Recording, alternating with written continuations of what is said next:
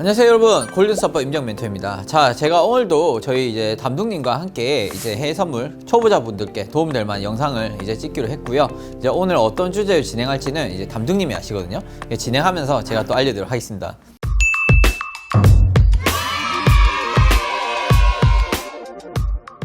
담둥님, 오늘 이제 또 뭐 이렇게 초청 받아서 뭐 오셨는데 또 어떤 걸 또 궁금해가지고 왔어요? 제가 그 원웨이 이런장에서는 진짜 잘하거든요. 원회장에서. 네, 저는 본 거 원웨이 잡는 건 잘하는데 박스장에서 너무 약해요. 박스장, 횡보장. 네, 박스장, 횡보장에서 항상 정 가운데에서 잡더라고요. 그래서 위로 가면은 손절이고 뭐 아래로 가면 손절을 이렇게 하니까 박스장이 조금 힘들어서 그러니까 그런데. 손절하고 다시 본전 오네? 맞아요. 그게 제일 힘들어요. 그런 거는 약간 이제 박스장 같은 경우에는 첫 번째로 어떻게 대응을 해야 되냐면 그냥 일단 일봉을 보고 먼저 좀 판단해야 돼. 그러니까 첫 번째 우리가 이제 고려해야 될 것은 현재 장이 오늘 장이, 그러니까 오늘 장 기준, 오늘 장이 박스장의 위치인지 추세장의 위치인지 그거부터 파악을 해야 돼. 두 번째는 만약 박스일 경우에는 내가 어떤 시점에서 매수 매도를 볼 건지 그거에 대한 가이드라인을 나름 기준을 잡아놔야 되거든. 그거 같은 경우에는 무조건 일봉을 먼저 보고 체크를 해야 돼. 일봉을 봐야지만 오늘 박스장이 좀 더 나올 수 있겠구나 또는 추세장이 나올 수 있겠구나 이거를 알 수가 있어. 왜냐면 분봉만 봤을 때는 분봉의 T봉만 보잖아. 그러면은 이게 박스장인지 추세장인지 모를 수가 있어. 근데 장의 큰 흐름부터 보고 판단한다면은 좀 더 피해갈 수가 있지. 흔든 장 같은 경우가. 아마 담둥이 같은 경우가 지금 추세장이 강한데 박스장이 약하다 이 얘기는 기준선에 대한 그 약간 고점에도 저점에서 그걸 잘 잡아야 되는데 그걸 아마 잘 잡지를 못해서 그런 거 아닌가 싶거든. 그래서 우선은 이번 시간에 내가 그러면 고점 매도 저점 매수 이런 거 잘 잡는 방법에 대해서 먼저 좀 알려줄게. 이게 사실은 좀 복잡할 수도 있는데 일단 이평선만 좀 보면은 별로 어렵진 않아. 일단 일봉상 이평선인데 예를 들어서 이평선을 봤을 때 딱 보더라도 이렇게 좀 위에 이평선과 아래 이평선 사이에 갇혀있는 애들이 있어. 이렇게 가두리장. 가두리장. 예를 들어서 이런 것도 마찬가지야.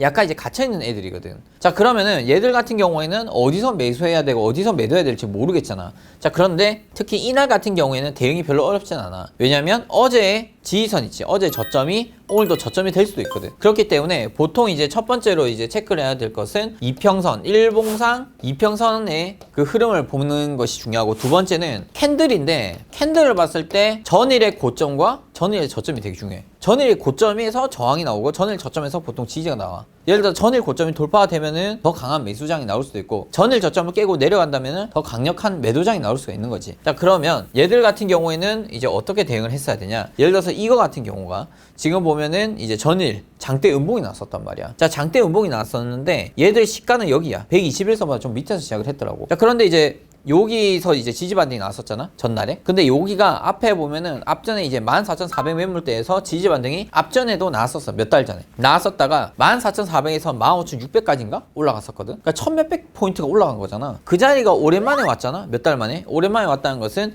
여기서는 강한 매수세가 나타날 가능성이 높은 거야. 그렇기 때문에 만약에 이제 매매를 한다면은 전일에 캔들의 저점을 노린 것도 하나의 방법이 되는 거지. 자, 그러면은 매도는 그럼 어디서 봐요? 이렇게 질문할 수가 있잖아. 매도 같은 경우에는 이제 이 앞전 이 캔들도 봐봐. 여기 윗꼬리들이 몰려있는 부분이 보이지. 이 공간들의 공통점 라인을 딱 그어보면은 바로 여기야. 여기쯤이 되거든. 여기쯤이 하나의 그 공간이 돼. 저항이 되겠지. 그리고 여기를 좀 더 그어보니까 여기는 또 앞전엔 지지선이었어. 지지선이었는데 이 자리가 저항선으로 지금 바뀌는 위치였거든. 그러면은 얘 같은 경우에는 전일 고점을 기준으로 해서 부근까지 올라오면은 매도 대응을 해도 되겠지. 그런데 안 올 수도 있어. 안 오면 말고. 그치? 안 오면 말고 식으로 이제 매매를 할 수가 있고. 그리고 이제 봐봐. 이게 첫째 날, 둘째 날이라고 보자. 둘째 날 같은 경우에도 어제 저점에서 지지 반등 받고 올라간 거 보이지? 근데 이때가 좀 더 이제 추세장이 터질 수 있는 위치였어. 왜냐면 봐봐.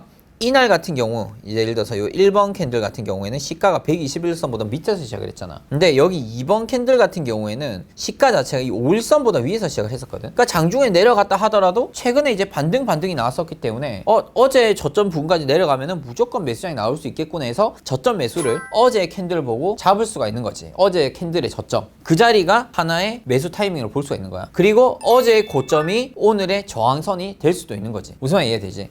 그리고 만약에 여기서 해서 첫 번째 매도를 쳤다 치자. 어제 고점에서 첫 번째 매도를 쳤어. 그 다음 두 번째 매도는 이평선을 활용할 수가 있는 거지. 이평선. 그래서 첫 번째 매도에서 손절 치면은 두 번째 매도에서 다시 한 번 더 칠 수가 있는 거고. 얘들 봐봐. 그렇게 따지면 얘들도 지금 11선이 내려가고 있었잖아. 11선이 내려가고 있는데 여기서 이제 저항이 났다는 거거든. 그지? 11선 부근이었겠다. 이게 또 앞으로 당겨보면은 앞전에 이제 지지선 역할을 하는 그런 위치들이었거든. 그렇기 때문에 얘 같은 경우에는 요 특히 15,050포인트야. 여기가 딱 떨어진 수치거든. 이런 자리에서 고점 매도를 해볼 수가 있는 거지. 그래서 첫 번째로 중요한 것은 이평선의 시가 위치, 그리고 두 번째로 캔들. 어제 캔들의 고점과 저점이 하나의 저항선 역할을 할 수 있고, 그게 만약 뚫었을 경우에는 그 다음 매물대 앞전에 지지선이나 저항선을 두 번째 매도 시점, 그것도 뚫었다? 그러면은 그 다음에 이평선 자리를 하나의 매도 시점으로 볼 수가 있는 거지. 그래서 아무 자리나 막 들어가기보다는 일단은 시장의 큰 흐름을 판단을 하고, 아 오늘 장이 박스 장의 위치인지 또는 추세가 터질 수 있는 위치인지부터 파악을 해야 돼. 그게 되게 중요한 거야.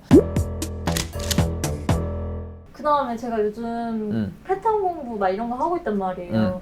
근데 헤드앤숄더랑 그다음 역헤드앤숄더가 되게 많이 보이는데 그게 이론적으로는 알겠거든요. 근데 캔들에서 찾아보기가 좀 차트상에서 이 캔들이 이거야 라고 뭐 분봉에서? 분봉이든 틱봉이든 항상 그 패턴을 찾아보는 게 좀 어렵긴 하더라고요. 일단 그거는 계속 봐줘야 돼. 계속 시각적으로 좀 봐줘야 되고, 헤드앤숄더가 뭐야? 머리, 어깨, 무릎, 발이잖아. 요런 패턴이거든. 그러니까 이게 쉽게 여기가 머리고 여기가 사람의 어깨잖아. 보통 이런 거는 고점에서 발생이 돼. 헤드앤숄더 패턴이 고점에서 발생이 되게 되면은 기술적 반등이 나온다 하더라도 이 고점과 고점을 잇는 이 기울기 선 있잖아. 여기 기울기 선을 맞고 다시 또 하락세가 더 나올 수가 있어. 그래서 고점에서 헤드앤숄더 패턴이 나오게 되면은 떨어질 가능성이 높다는 거지. 반대로 이제 역헤드앤숄더 같은 경우에는 이런 식으로 흐름이 나타날 수 있잖아. 얘 같은 경우에는 이제 저점에서 발생이 되는데, 이게 왜 이렇게 모양이 나오냐면은 한번 저점을 찍어 내려갔다가 반등이 나왔어. 근데 매도자들이 한 번 더 저점을 찍으려 했더니 매수자들이 밑에 너무 많이 받쳐준 거야. 그러다 보니까 에이씨라고 들어올린 거지. 매수가 힘이 너무 센 거야. 그렇기 때문에 이런 거는 지그재그 장세로 가면서 결국에는 반등이 세게 나와버릴 수가 있어. 그래서 이게 이제 고점에서 헤드앤숄더는 매도장, 하락에서의 역헤드앤숄더는 매수장이 나올 가능성이 높다, 이렇게 보면 되고, 보통 이거를 어떻게 이제 판단을 하냐면 캔들의 선을 좀 이어봐야 돼. 캔들의 선.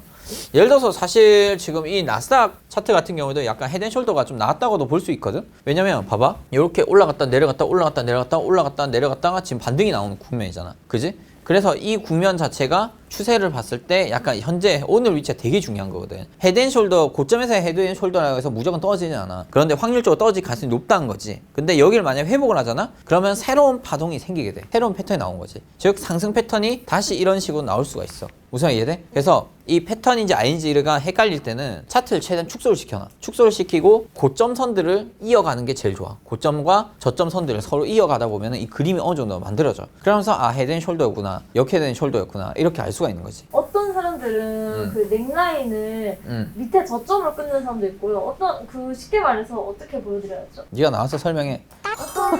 어떤 사람 거는 이제 우리 거는 이렇게 보면은 이게 어깨고 이게 여기도 어깨죠. 이게 머리예요. 그러면은 우리는 여기를 뭐 넥라인이라고 보잖아요. 여기 구간을요. 근데 어떤 사람들은 이거를 근데 이렇게 봤을 때 이렇게 있잖아요. 그러면 여기를 끊는 사람도 있더라고요. 이게 맞아요? 맞아. 이렇게 이것도 꺼도 돼. 맞아요? 상관없어. 근데 이게 매번 맞진 않아, 정확히는. 정확히는 맞지 않아. 약간 오차는 생길 수 있지. 좀 더 튀어나가거나, 좀 더 이제 모질하거나, 이럴 수는 있지. 근데 넥라인 잡는 거는 이제 본인 해석하기 나름이야. 이게 왜냐면 무조건 1-1은 2처럼 떨어지지 않거든. 그렇기 때문에 대략적으로 판단해야 돼. 그 넥라인의 기준은 사실 그것도 좀 애매한 것 같긴 해요. 제일 좋은 거는 이렇게 헤드앤숄더 패턴에 가면은, 요거가 1차 지지선이라고 보면 돼. 1차 저항선이자 지지선, 여기가 2차. 1차, 2차 이렇게 보는 게 낫지. 무조건 한 선만 잡으려고 하지 말고 이렇게 보는 게 좋아. 그 다음 여기가 어떻게 보면은 예를 들어 저항선을 보면 3차, 2차, 1차 저항선이 되겠지.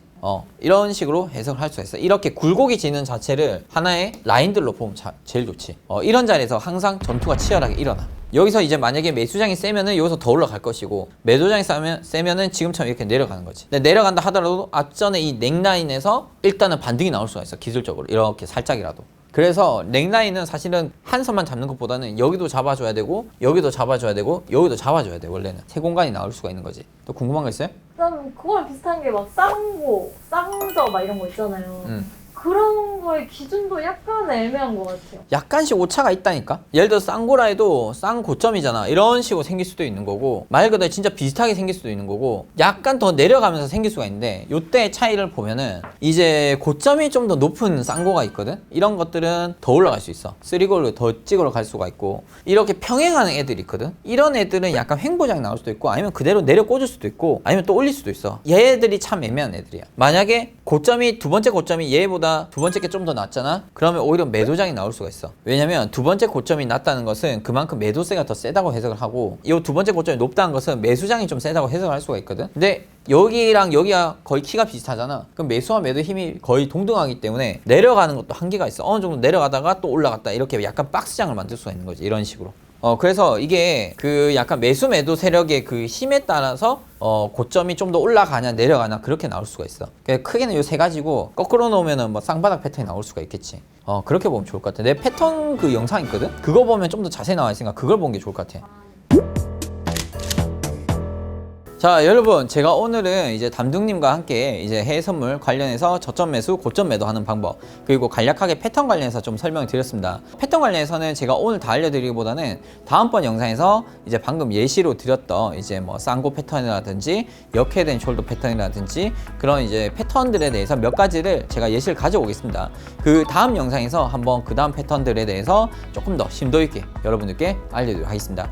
자, 이상 골든서퍼였고요. 영상이 좋으셨다면 좋아요, 구독 꼭 부탁드리고요. 골든서퍼 아카데미 오시면 훨씬 더 다양한 교육 영상들을 보실 수가 있으니까 많이 배우시고 해외 선물 고수 되시길 바랍니다. 이상 골든서퍼였습니다. 감사합니다.